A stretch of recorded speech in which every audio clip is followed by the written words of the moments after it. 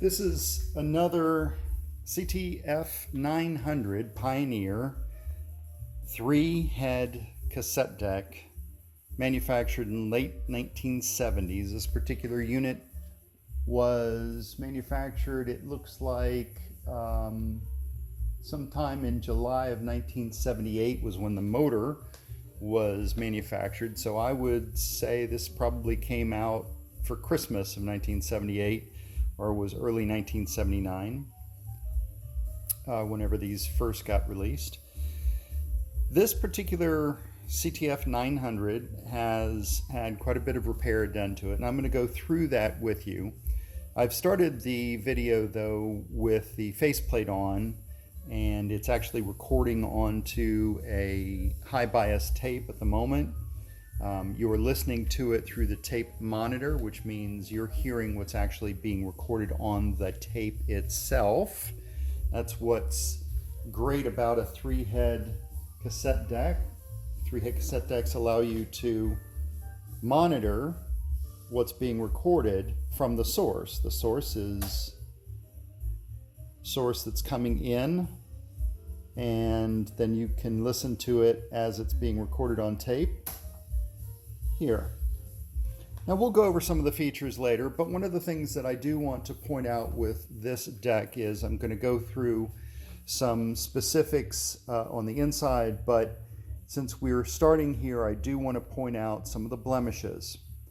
I have sold quite a few of these, and on occasion I'll sell one and someone will write back and say, well, it had a dent here, or it had a scratch there. You know, you've got to remember these things have survived for 40 years. And, you know, some of them actually probably have been pulled out of e-waste, out of dumpsters, who knows what's happened to them. And what I've done is I've collected these and I've swapped out the bad parts for good parts. I've put in new components. I've switched out faceplates whenever I've had a faceplate that has been ruined or is in such bad condition I can't do anything with it. But I do have to sell what I have. So I'm going to point out a few things on this deck. I will give you better pictures in the listing, but there's some blemishes here. There's a slight blemish scratch here. This is scratched. There's a little bit of a scratch up here. Underneath here that you don't see unless you tip up the deck, there is a scratch. The faceplate itself has a minor dent on this corner. It has a little bit of a dent here, a little bit of a scratch here and here. And there's a little bit of a dent here, but for the most part, it's in pretty good condition. I wouldn't say it's A+. I would say it's somewhere around a 6 or a 7 maybe. But I have shined up all of the buttons as best I can. Now remember, this is chrome on plastic, so there's only so much shining up you can do before there's nothing left and there's only plastic. So it's as cleaned up as I can get it. But that's the aesthetic. That's what it looks like. What we're going to do is I'm going to pull the faceplate off and I'm going to take you on a tour of some of the things that we did to get it up to working order. It's in great working order now, mechanically and electronically. So I'm going to do that next, and we'll start taking a look at some of the things that have been done to the unit. Okay, here is the deck without the faceplate on. And I do that because there are some things that you need to know. It's harder to see with a faceplate on. So I'm going to start on the left-hand side of the deck with the transport. The transport is always the first thing I take a look at with these, because you've got old belts, old idler wheels. The pinch rollers usually need to be replaced. Not always, but most of the time they do. You do need to do a head azimuth adjustment.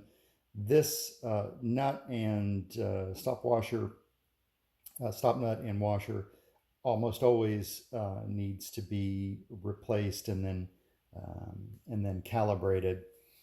So what happens here, and I'll bring the camera in for some closer inspection, is I've got two new pinch rollers. And this is a special order pinch roller. These are hard to find because of its diameter. And it has to be a very, I guess, tall pinch roller. New idler wheel. There are 3 belts inside that have been replaced. And I'm going to pull the camera up and I'm going to show you a few things. So this is going to go a little bit handheld. So when we start looking at the unit, all of these units, I rebuild the rewind motor. And the reason that I do that is these motors oftentimes are so dirty inside that they're not making good contact on the armature and they don't really rewind very well, or they will simulate a dead spot. There aren't any dead spots in them, but it simulates that because the armature is so dirty and it won't always take up the tape properly. So I take them apart, I thoroughly clean them. This is, and it also has a governor in it that has 2 contacts which need to be cleaned. When I'm done with this, this motor is like it's brand new. So, it's fully overhauled.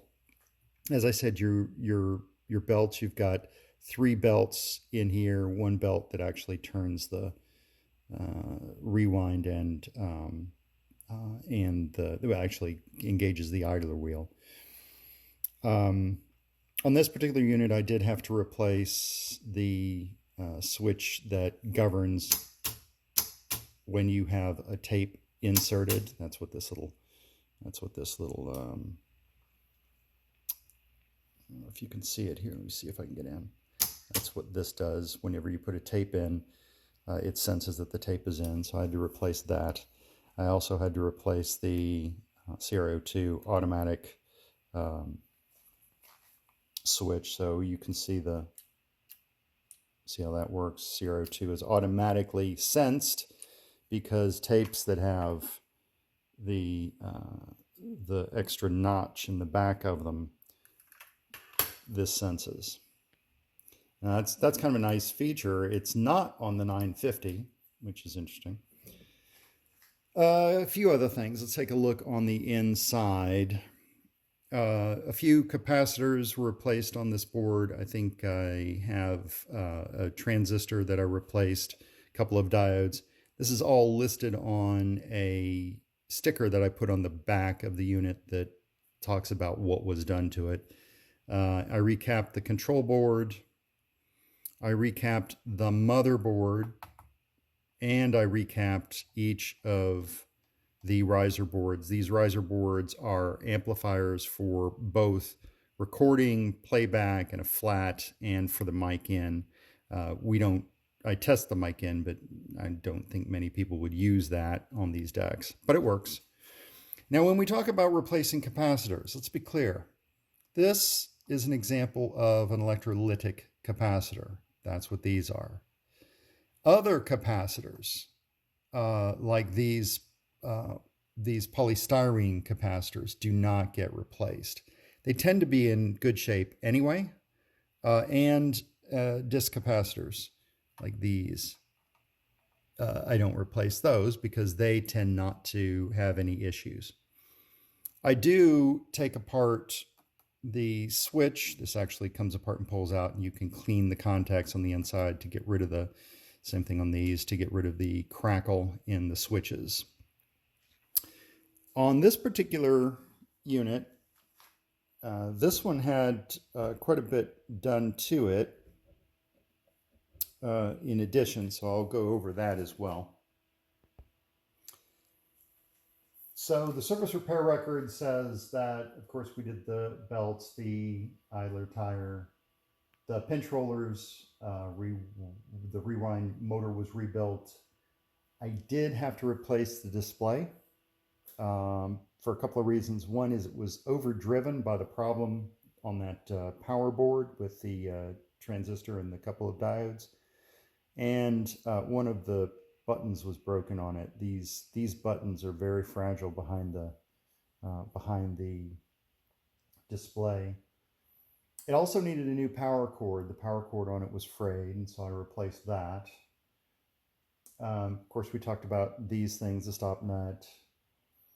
I also cleaned all of the potentiometers in the system, the volume knob for both input and for output. And something else that I do is I put it on a oscilloscope and I adjust the azimuth, and then I paint it just like this is painted. This is painted so that it won't arbitrarily come loose, you know, that you have to work at it to make it come loose. Same thing with the azimuth adjustment. So that's now in place. Now, one of the things that I do tell people is, you know, just because I've set the azimuth, and by the way, I did set the azimuth using an azimuth calibration cassette tape.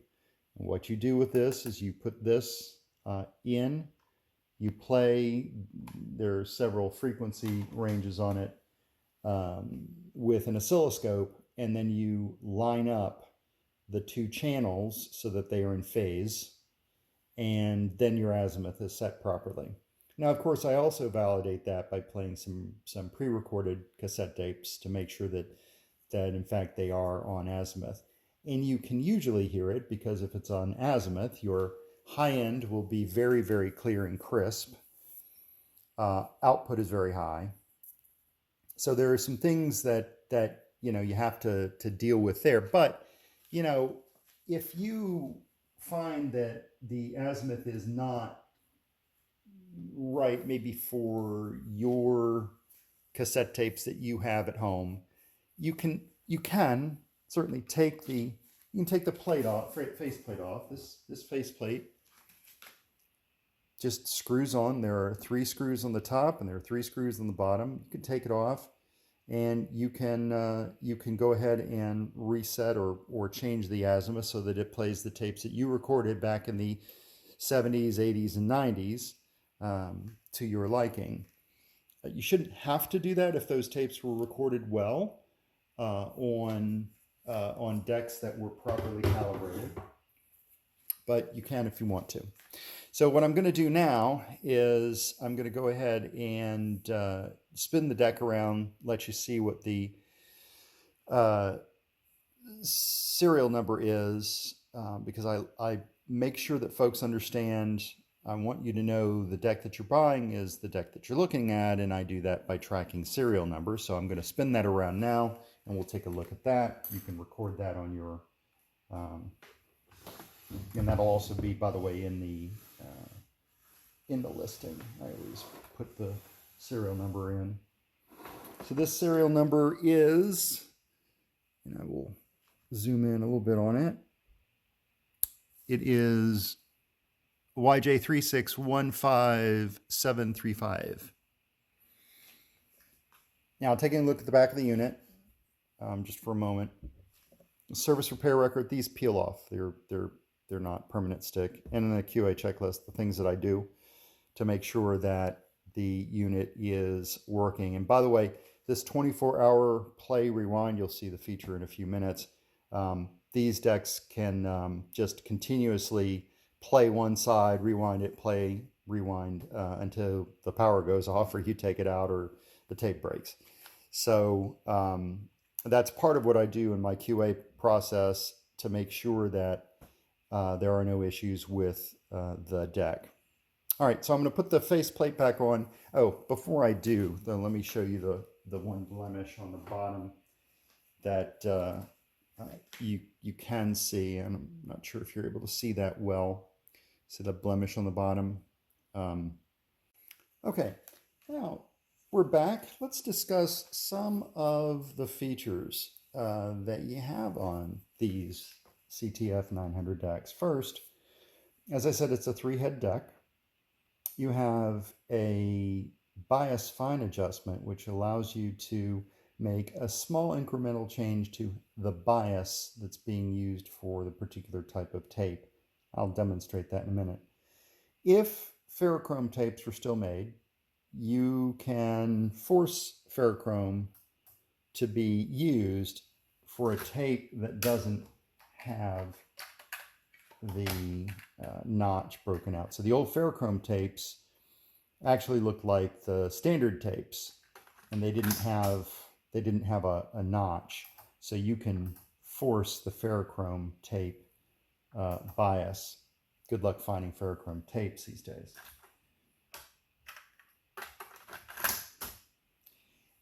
The unit has Dolby noise reduction. That's Dolby B. They didn't have Dolby C on these decks at the time. It has an input for a mic if you want to use it. There's a left and right. I test those before I ship the unit out to make sure that it is working. There's an output. These are dual knobs. This is right and left output control. This is usable or is in use during recording or playback. So if you're recording and you're on tape monitor, you can adjust the output volume. If you are just playing back, you can adjust the output volume. Now there's a counter. So there's your counter reset that you can set back to 0. There's a memory function for stop, play. You can have the unit repeat based on counter or at the end of the tape. And then of course you can turn all of that off. There is a peak hold, and an average for your view meters. And then you have something called a timer start, either for play or record. And that is for the old style time shifting. Years ago, you could buy a timer that you could use to turn this on at a certain time to coordinate maybe with an FM broadcast that you want to record. And as soon as the unit comes on, is powered on, if the timer start is set to play, as soon as you power it up, it will start to play. Same thing for record. When you go to power it up, and this is, imagine 1978 and your favorite FM broadcast is about to play, but you're not going to be home for it. Well, you've got this fancy timer that you got this hooked up to with your stereo. Timer comes on at 7 o'clock, turns this and your stereo on at 7 o'clock. The FM broadcast starts and this starts recording. Okay? And that's how it worked. Now, speaking of recording, let's talk about that a little bit. This is a CT-F900. This deck does not record on metal tapes. It will record on high bias tapes and FECRs if you have them, and on just everyday standard bias tapes, no problem. You can play back metal tapes on this all day long, but you can't record on a metal tape. And if you try to, what will happen is you'll first not get a good recording, but it won't erase the prior media. So the metal tapes required a much higher output to the record head. In fact, the record head on these is different from the erase head on these is different from the erase head on the CT-F950 that does work with metal tapes. Okay, so now let's talk about recording. I'm going to go ahead and zero my meter. I'm going to tell it to repeat at the counter when the counter gets back to 0, and we're going to just start recording something. So I'm going to go to my YouTube library, and I'm going to pick a track, and I'm just going to go ahead and start recording. So I'll put it on pause. I'll get ready to record. I'm going to start listening on my source. I'm going to go ahead and start playing something.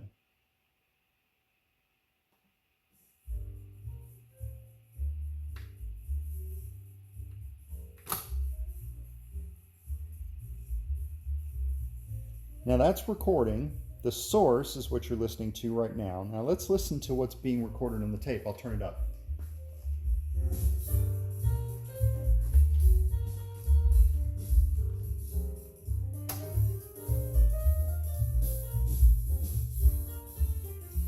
Dolby is in. Dolby's in now. It's out. Lights off. It's in. Now let's play with this bias. Now I know this is being recorded on a cell phone. So it may not sound exactly like what I hear in the shop, but listen for it to get brighter when I move to the left, and listen for it to get warmer when I move to the right. Okay?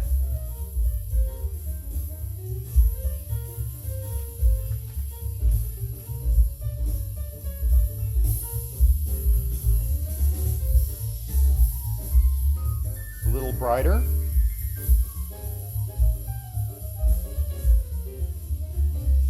A little warmer.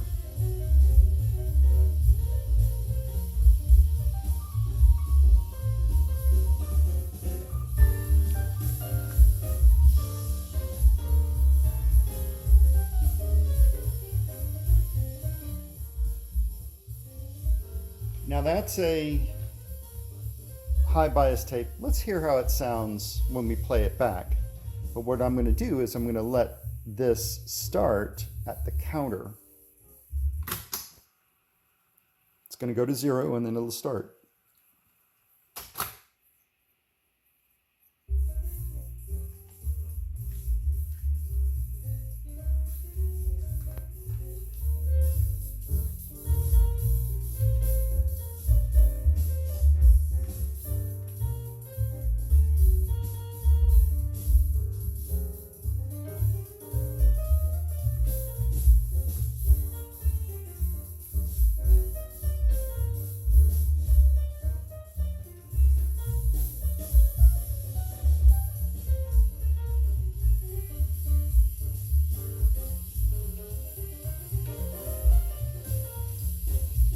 Now you're going to hear it brighten up when I change the bias. Just a minute.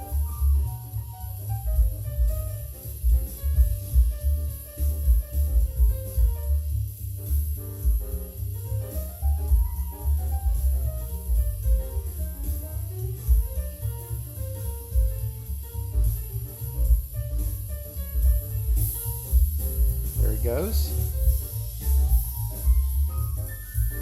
And then you're going to hear it get warmer as I turn that back.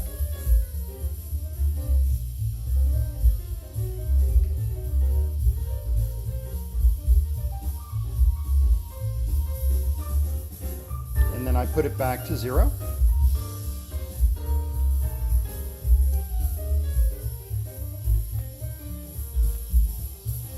Now let's do the same thing with just a standard tape.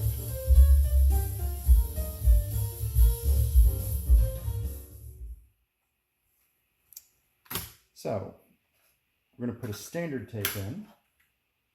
I'm going to go ahead and rewind that. Okay, now we have our standard tape that we've inserted, and notice that light, the CR02 light, that high bias light is not turned on because it's a standard tape, and that, remember, that's an automatic sensor. I could override it if this were a ferrochrome tape. It is not. I will not be doing that. So this is just regular standard tape. Now what I think is really cool about these decks is how good they can make even just a regular standard tape sound. So we're going to give that a try. So what do we have to do to get started recording? Put it on pause, get ready to go, get a source ready. I think I've got a leader on this, so I'm going to let that start recording. And I'm going to play Smokey's Lounge again. And we're going to listen to how that sounds, play with the bias control, and then play it back. Okay, in fact, what I'm going to do is I'm going to set the counter to 0, so we know we're going to come back there. Let's play.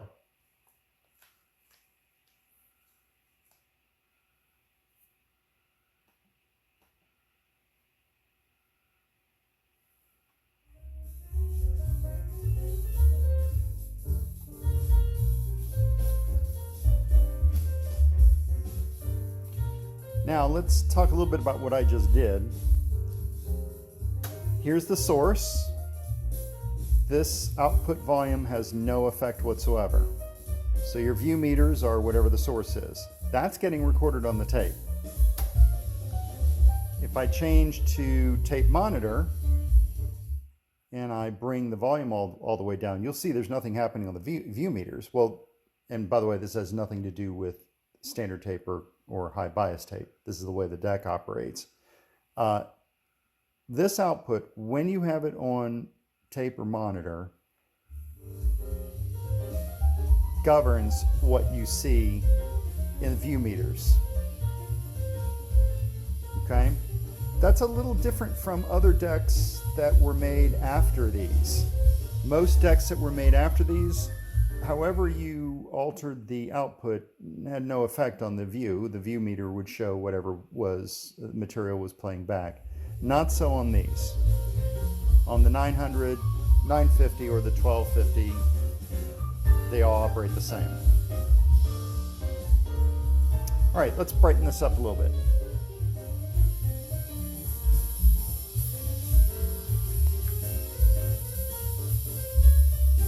Now let's warm it.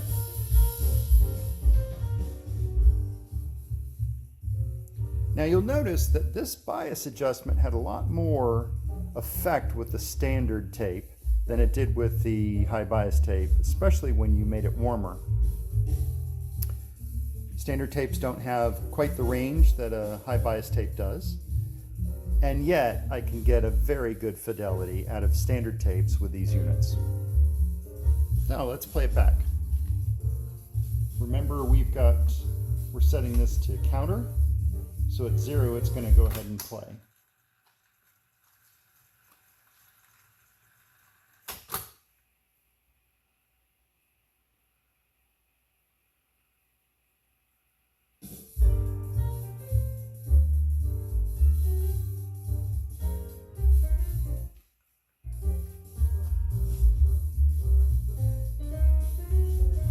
If I take Dolby off, it gets a little brighter, of course, because Dolby is boosting those frequencies that it's actually then detenuating so that it can compensate for tape hiss. I mean, remember, this is an analog unit. Long time before any kind of advances like digital signatures, or as I was watching something the other day where someone was using an AI to train it to hear and understand tape hiss so it could remove it in a playback. This is analog. Now, it's worth studying what Dolby Laboratories did when they designed the Dolby circuit to understand what it's doing. It's pretty ingenious for the time. But this is Dolby Beat, again, as I said earlier. But let's listen to it. Should brighten up here pretty soon. This is when we played with the bias.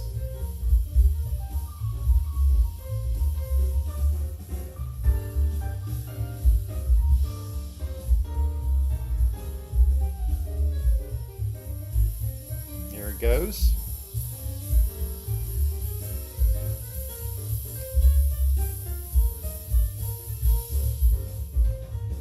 And then it really warmed up there when I took the bias to +5.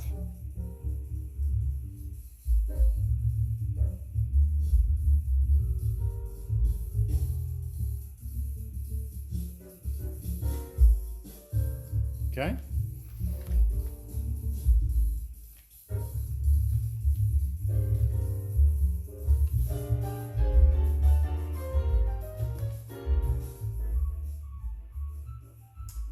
So a couple of things that I'll tell you about the deck other than that, and then we'll wrap this up. As is, no warranty, expressed or implied, right? This is 40 years old. While I did quite a bit of electronic cleanup inside this deck, something could happen to it. It is over 40 years old. But I would say, and I always do say, when you receive this deck, it will work. It's guaranteed not to be dead on arrival. I did have one that I ended up shipping to someone that was, I shipped to someone, it ended up getting damaged in shipping, and the gentleman thought it was not returnable, and I very quickly said, no, please send it back. I will repair it or replace it or refund it for you. I'm going to make sure that you're happy with the deck. It will work when you get it, Will it work for 6 months, 6 years, or 6 decades? I don't know. But what I do know is that I've replaced all of the failing components, the components that were bad. I do an extensive test. I record tapes. I play them back on other machinery. I do my best to make sure that the deck is in as good a shape as it possibly can be when I send it out. Ask questions. In any of my eBay listings, ask questions about the unit. No question's a dumb question. And that's pretty much it. This particular unit will come with a metal case top.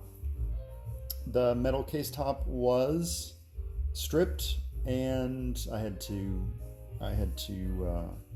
do some serious sanding on it. It had some huge scratches in it, but it was stripped, primed, and painted, so it's pretty much like new. And it's a black top. I'll put that on, and that'll be shown in all of the pictures on the listing. And that's pretty much it. So again, please ask questions if you have any in the listing. Cheers.